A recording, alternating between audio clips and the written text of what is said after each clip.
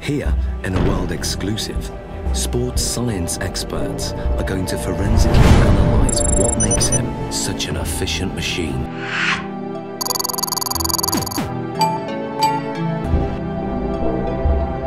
Each one designed to investigate a different strength in his game. The results are revealing and often surprising. We've seen his speed is up there, we've seen the movement and the agility is up there. He can change direction quickly.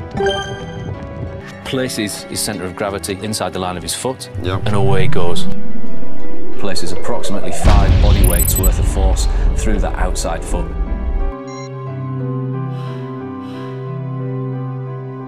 For ESPN Sports Science, I'm John Brinkus.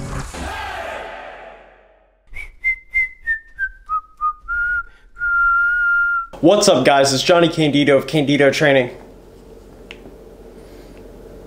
I just want to go over my meet at the Arnold, and I'll include a link in the description if you haven't seen that, to go over some adjustments I'm going to make going into Worlds, which is about 3 months away from now, and that's in Finland. So that's going to be the biggest meet of my entire life up until this point. So let's first get into the squat. The main issue I had looking back at the film, and a lot of people commented this, was the fact that I just went too deep.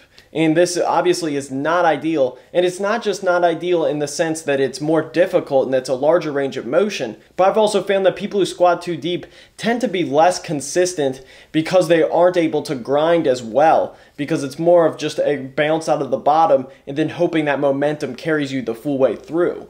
Whereas I've noticed the guys who cut it a lot closer, they're able to grind really hard. I'd say guys like Josh Hancock, even though they go, of course, as deep as you need for the IPF, they're still able to grind it and stay tighter in the bottom position because they don't overshoot it. So I'm going to make a full video on how to squat higher and stay tighter if you also have this problem. So I'm not going to go over that in this video. That would take too long.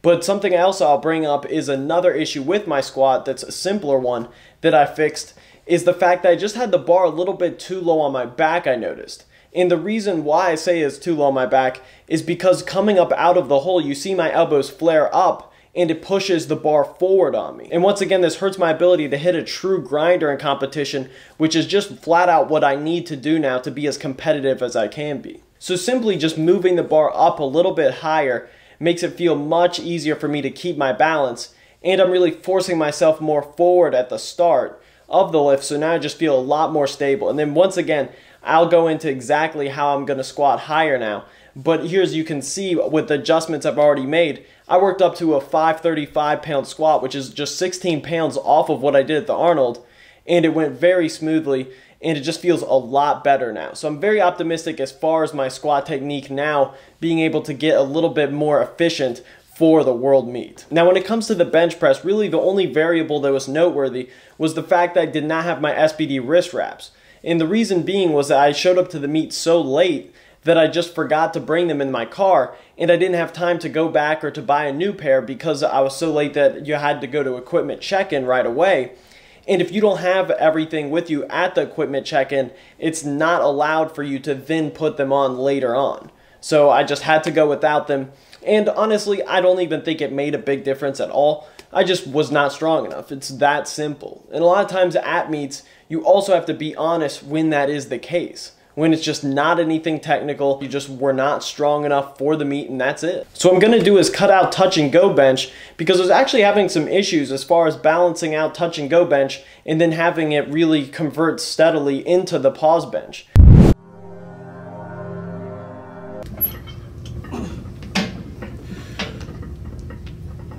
Good. 1,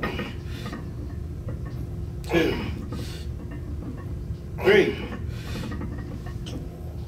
4. One more. Yeah. Push it. Take it. My unpause press is slightly worse.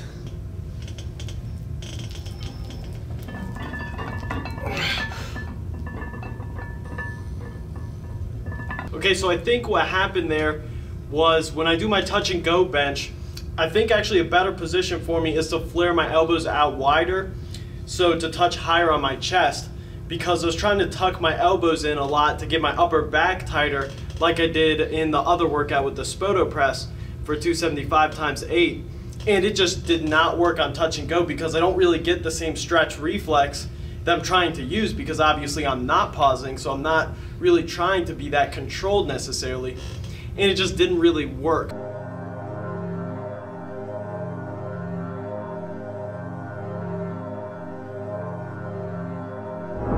Now when it comes to the deadlift, the biggest issue I had was my grip. And the reason being was because I actually came into the meet with calluses. So I ended up doing the worst possible combination that you could do, is train with straps, yet still develop calluses right before the meet, and then show up and have that be an issue.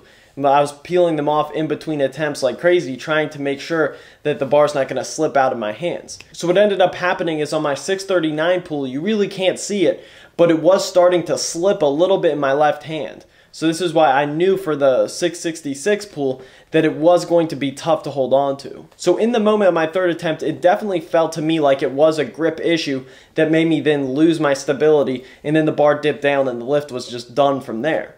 However, some people did mention the fact that there was a lot of whip for other sumo pullers with the bar because it was a new Titan barbell that was being introduced at that meet. But really the point for me is the fact that I'm never going to point towards the barbell being the cause, because that's something I can't control, and unless if I'm actually looking to buy a new barbell to emulate the competition one, then it's just not something I'm going to care about. So personally, all I can do is make sure I don't use straps, because of course when I did use straps, it was very slow off the floor, then it was very easy afterwards. And my lower back did not round, or my upper back didn't really round at all in that 666 pull.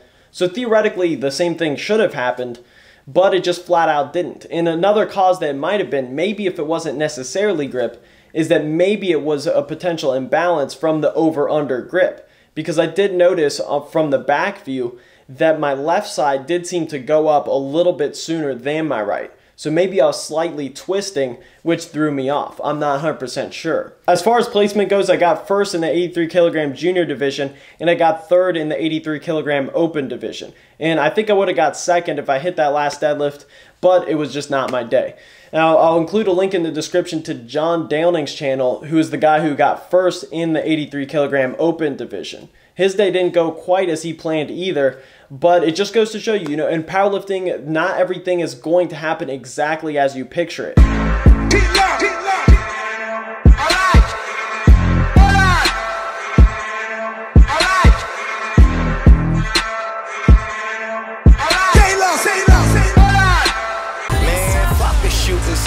Biggie died, they shot a star. Who you know in West LA? Bring that ruckus to MA. Jeez. Big round of applause. Hey everybody, it's Jason Blaha.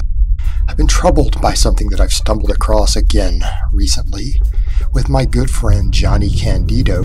You will not be getting a congratulations from me, sir. We will know the truth.